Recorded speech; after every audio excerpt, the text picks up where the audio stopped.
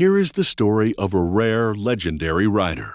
One with natural talent, keen instincts, an unerring eye to a jump, fearless passion, tireless energy. He could easily blow away the field in a tough Grand Prix, hop on a hunter, and deliver a flawless, graceful winning performance. Rodney Jenkins firmly believed that to ride a jumper well, one had to ride a hunter too.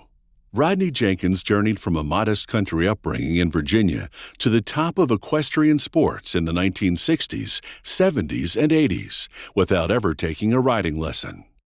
He paid close attention to his idol and father, Ennis, a wise horseman and huntsman. He'd watch others, learning what they did to win, and teach himself. He had a natural understanding of horses. Horses are creatures of habit. Horses are all different like we are. You have to find the formula by being around them.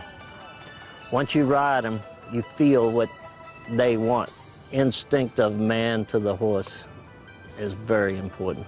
Actually, the most attribute any rider can have is think what that horse is thinking before he thinks it.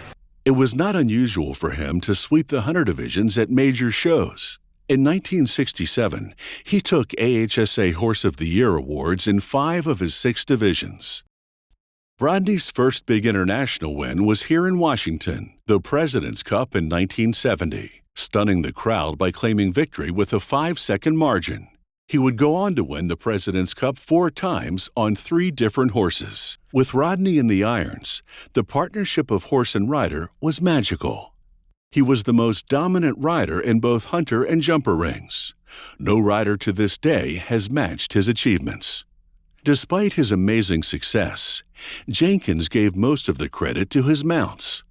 "The horse makes the rider," he once said. "People don't make the horse. They manage the horse and direct the horse, but the horse makes the people." In accepting the Horseman of the Year award for Rodney in 1987, McKellum Murphy said, "This humble sporting hero is totally unaware of his impact on our sport. Rodney has given us all something to aspire to." Olympian Conrad Homfeld speaks for many, saying, "I consider him the greatest natural talent I have ever seen." His most famous mount was the ex-racehorse Idle Dice, an Oklahoma-bred 17-hand thoroughbred. Of Jenkins' over 70 Grand Prix wins, 30 were on Idle Dice. They are the only combination to win Washington's prestigious President's Cup twice in consecutive years. Idle Dice was a versatile champion, excelling in speed, puissance, and Grand Prix events in one competition. In 1972, he won 4 puissance classes on the indoor circuit, including a 7-foot 2 3/4-inch win here in Washington. Jenkins competed on 14 Nations Cup teams, including 10 winners. When the FEI opened the Olympics and Pan American Games to individual professional riders, Jenkins took on the 1987 Pan Am Games, winning individual and team silver medals with Czar. Jenkins said about his medals, "All the money I've won with horses, these 2 pieces of silver mean as much as all the money." It was 1987, at the age of 43, that Jenkins had his best year. At one point, he won 5 Grand Prix in a row. He was a double medalist at the Pan Am Games. He ended the year crowned American Grand Prix Association Rider of the Year and USEF Horseman of the Year. Even as a youngster, Jenkins kept racing thoroughbreds in his stable.